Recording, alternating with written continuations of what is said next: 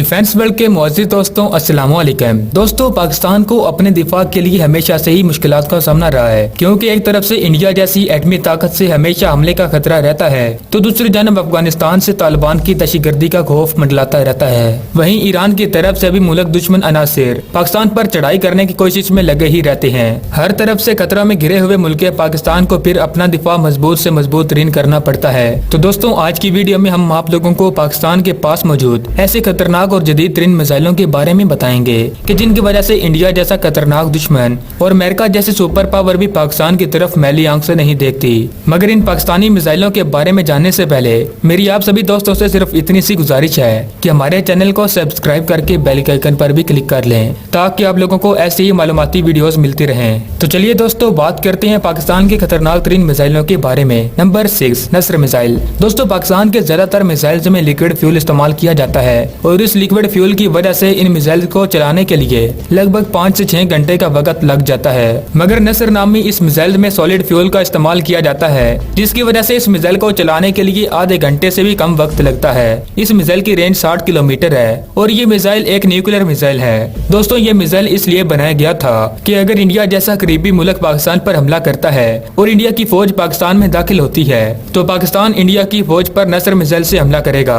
थोड़े फासले तक मार करने वाला ये जोरी मिसाइल इंडिया की फौज को बॉर्डर पर ही निस्तो नाबूद कर देगा। दोस्तों, इसी वजह से इंडिया इस मिसाइल से बहुत ज्यादा खौफजदा होता है और पाकिस्तान पर चढ़ाई करने का कभी ख्वाब भी नहीं देखता।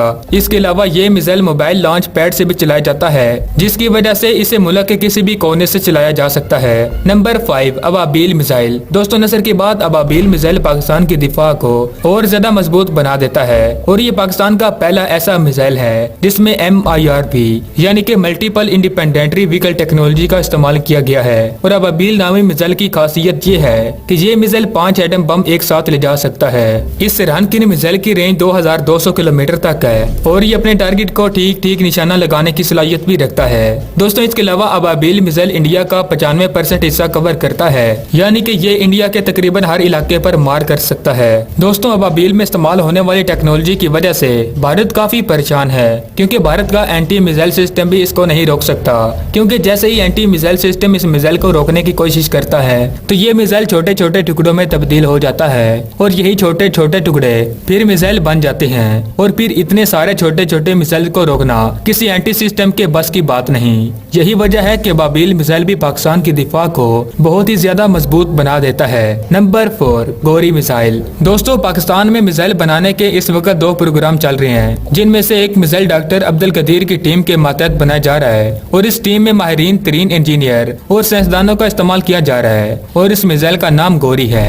दोस्तों, जिसमें लिक्विड फ्यूल पर चलने वाली मोटर्स का इस्तेमाल किया गया है और इस मिसाइल में इस्तेमाल होने वाली टेक्नोलॉजी जदीद तरीन टेक्नोलॉजी है।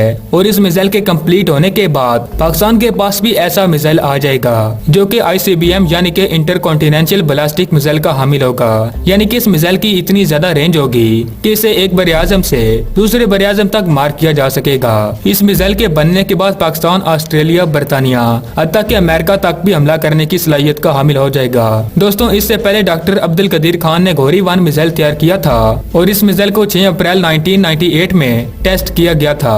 और गोरी 1 मिसाइल को मोबाइल लॉन्चर की मदद से कहीं से भी फायर किया जा सकता है। दोस्तों, गोरी 1 मिसाइल 1000 किलोमीटर के वारहेड के साथ 1500 किलोमीटर तक मार कर सकता है। इसके बाद अप्रैल 1992 में गोरी 2 मिसाइल का कामयाब तजर्बा किया गया और इसे भी मोबाइल लॉन्चर की मदद से मुल्क के किसी भी कोने से फायर किया जा सकता है। और गोरी 2 मिसाइल 1800 किलोग्राम के वारहेड के साथ 2000 किलोमीटर तक मार करने की सलाहियत से माला माल है। दोस्तों, इसके बाद गोरी 3 मिसाइल बनना शुरू हुआ और इसका कामयाब तजर्बा 29 सितंबर 1999 में किया गया।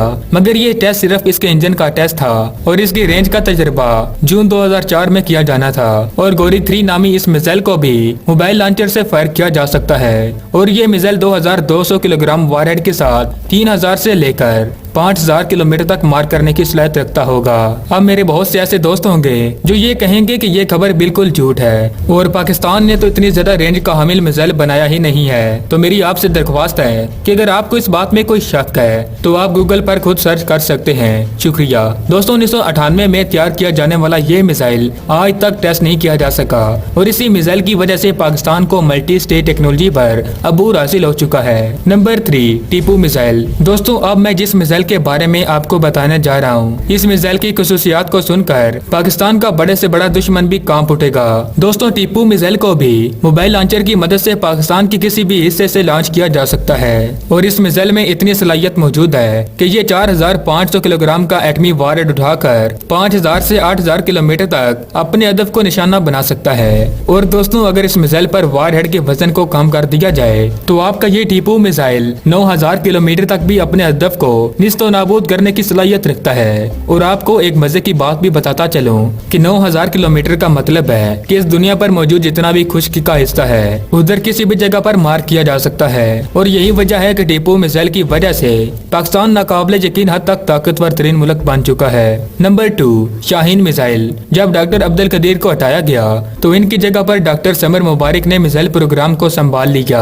दोस्तों, इन्हीं प्रोग्राम्स में से एक प्रोग्राम शाहीन मिसाइल का भी था और इस शाहीन मिसाइल पर काम जारी है जिसमें सॉलिड फ्यूल का इस्तेमाल किया गया है। और जिन मिसाइल में सॉलिड फ्यूल वाली मोटर्स का इस्तेमाल किया जाता है तो इन मिसाइल का साइज भी काफी बड़ा होता है। दोस्तों, डॉक्टर समर मुबारक शाहीन प्रोग्राम के तहत शाहीन 1 मिसाइल तैयार कर चुके हैं और ये एक शॉर्ट रेंज मिसाइल है। इसके बाद शाहीन 2 भी तैयार किया गया है जिसकी रेंज 2000 किलोमीटर तक है। इसके बाद 2002 में शाहीन 3 भी तैयार कर लिया गया था जिसमें multi stage solid fuel Motors का इस्तेमाल किया गया है। और शाहीन 3 मिसाइल 2200 किलोग्राम वारहेड के साथ 2750 किलोमीटर तक मार करने की सलाहियत रखता है।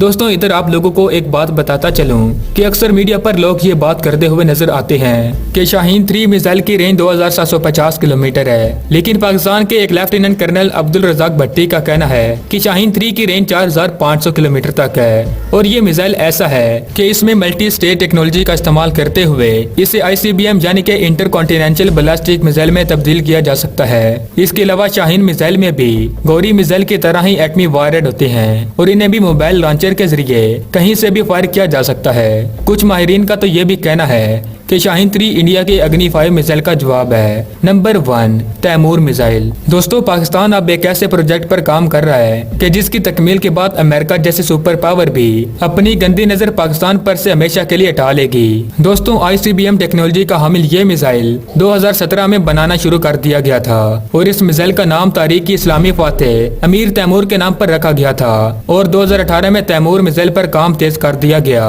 और इस मिसाइल को 2027 तक टेस्ट कर लिया जाएगा और 2028 तक इस मिसाइल को बाकायदा सर्विस में शामिल कर लिया जाएगा। ये मिसाइल भी पाकिस्तान की अबाबील मिसाइल जैसी खुसूसियात रखता होगा और इस मिसाइल में भी MIRV टेक्नोलॉजी का इस्तेमाल किया गया है। और ये मिसाइल भी इंडिया के एंटी बैलिस्टिक मिसाइल को धोखा देने के लिए तैयार किया जा रहा है। और तैमूर मिसाइल में ये सलाहियत मौजूद है कि ये न्यूक्लियर और नॉन न्यूक्लियर वारहेड ले जा सकता है। और इसके अलावा तैमूर मिसाइल में जदीद इलेक्ट्रॉनिक सिस्टम और आर्टिफिशियल इंटेलिजेंस का इस्तेमाल किया गया है जिनकी मदद से इस मिसाइल को जो भी टारगेट दिया जाएगा ये इसको हर हाल में हिट करके ही रहेगा। दोस्तों, इस मिसाइल के बारे में एक और खास बात यह है कि इसे जमीन के अंदर से भी लॉन्च किया जाएगा जिसे सिलोज भी कहा जाता है। और इस मिसाइल की ऑपरेशनल रेंज 10,000 किलोमीटर तक बताई जा रही है। इसके अलावा ये 500 से लेकर 800 टन तक वारहेड ले जाने की सलाहियत भी रखता होगा। इसके अलावा ये मिसाइल मैक 20 की रफ्तार से अपने टारगेट की तरफ बढ़ेगा। इस मिसाइल के मुकम्मल हो जाने के बाद पाकिस्तान नाकाबिले तस्कीर हद तक ताकतवर तरीन मुल्क हो जाएगा।